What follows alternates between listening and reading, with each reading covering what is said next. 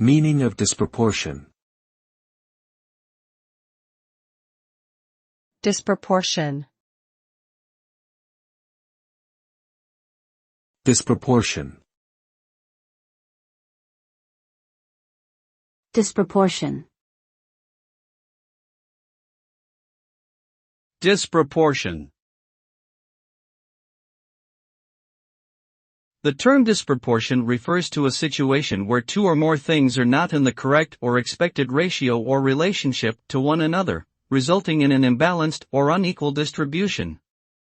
For example, if a company's employees are mostly men, this would be considered a disproportion between genders. Disproportions can lead to discrimination or unfairness, and it is important to identify and address them to promote equity and equality. Correcting disproportions often involves analyzing data and implementing strategies to ensure a fair distribution or representation of resources, opportunities, or people.